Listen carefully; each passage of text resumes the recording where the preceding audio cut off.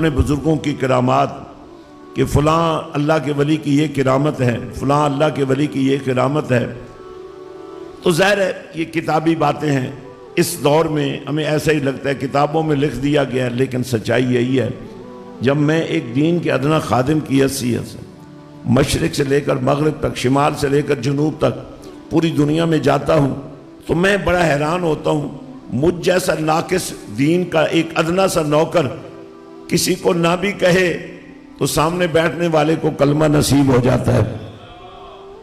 ایک دفعہ Hong Kong میں ایک بچی میرے پاس آئی، وہ چائنیز تھی، مجھ سے باقاعدہ انہوں نے ٹائم لیا، اور وہ بچی ایک ایسا لباس پہن کر جس میں شرم و حیا اور آداب موجود ہوں، وہ آئی اور مجھے ملی۔ میں نے اس سے پوچھا آپ کیوں آئی ہیں؟ کہنے لگی میں دعا کروانے ہیں اللہ۔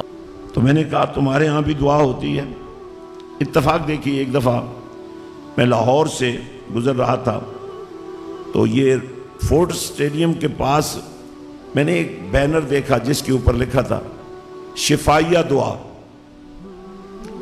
وہ 3 روزہ ایک کیمپ تھا عیسائیوں کا، جس کے اندر وہ لوگوں کو دعوت دیتے تھے کہ آپ آئیں اور شرطیہ آپ کسی بھی مرض میں مبتلا ہے آپ کو شفا ہو جائے گی۔ خیر میں اندر چلا گیا، گاڑی میں نے کھڑی کروائی، وہاں گیا، میں نے ماحول دیکھا تو میرے دل میں خیال آیا یہ عیسائیت ایک اس وقت مردہ دین ہے۔ کلمہ تو جناب عیسیٰ علیہ السلام کو بھی دیا گیا تھا، لیکن وہ کلمہ انہیں آج یاد نہیں ہے۔ اس کتاب کا حلیہ انہوں نے بگاڑ دیا ہے، تو پھر بھی یہ شفا کا دعویٰ رکھتے ہیں۔ تو میرے دل میں خیال آیا، میں نے اللہ سے استغاثہ کیا، مولا اگر ان کے جھوٹ میں شفا ہو سکتی ہے تو تیرا تو دین ہی سچا ہے۔ میں اگلے اجتماع میں گیا، بس ویسے ہی میرے دل میں خیال آیا، میں نے لوگوں سے کہا بھائی جتنے یہاں بیمار بیٹھے ہیں، میں نے تصور کیا، اور تصور کیا تھا جب نبی رحمت صلی اللہ علیہ وسلم ہجرت کر کے مکہ شریف سے یثرب جا رہے تھے تو 2 باتیں انہوں نے اللہ کے گھر میں کھڑے ہو کر اللہ سے کی تھی، مولا یہاں تیرا حرم ہے اور اس شہر کو چھوڑنے پر میں مجبور ہو گیا ہوں۔ آواز آئی کہ پیارے جہاں تو جائے گا وہیں میرا حرم بن جائے گا۔ اور دوسری بات انہوں نے کہی، مولا یثرب بیماریوں کا گڑھ ہے اور میں وہاں جا رہا ہوں۔ آواز آئی محبوب تیرے قدم لگیں گے اس مٹی میں بھی شفا پیدا ہو جائے۔ اگر صرف وہاں سے لانے والا پانی جو زمزم کہلاتا ہے آپ نوش فرما لیں تو اس میں بھی شفا ہے۔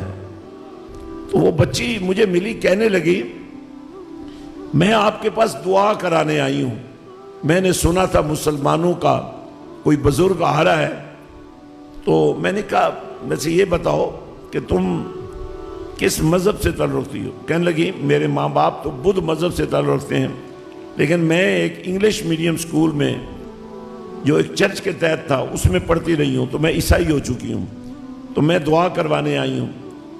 اب یقین فرمائیے اس کی یہ بات سن کر میرے دل میں خیال آیا، مولا اس کا کیا قصور ہے؟ پیدا بدھوں کے گھر میں ہوئی، تعلیم چرچ سکول میں پائی، عیسائی ہوگی، اس کو یہ نہیں پتا، لیکن یا اللہ اس کا دل تو نے کتنا نرم بنایا ہے جو تیرے نام پہ دھڑکتا ہے۔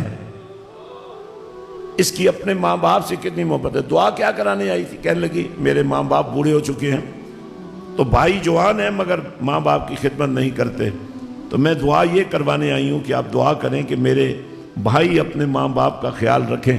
تو میرے دل میں خیال ہے مولا اس کا قصور کوئی نہیں، یہ کیوں دوزخ جائے گی؟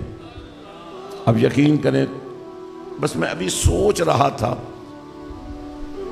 کہ اس بچی نے کہا میں مسلمان ہونا چاہتی ہوں۔ میں نے کہا تو گھر سے ارادہ لے کر آئی ہے؟ کہنے لگی نہیں ابھی، ہائے ہائے ابھی میرا دل میں نے کہا کس بات پہ تمہارا دل مائل ہوا ہے؟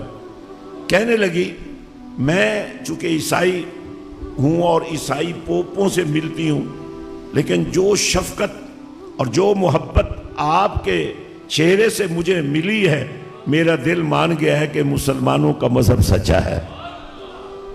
اور یہاں تو اس بات پر بھی فیصلہ ہو جاتا ہے۔ اور اگر ہم اچھے مسلمان بن جائیں، قرآن کے نور سے اپنے آپ کو مزین کر لیں، تو ہمارے بچے کیسے بن سکتے ہیں؟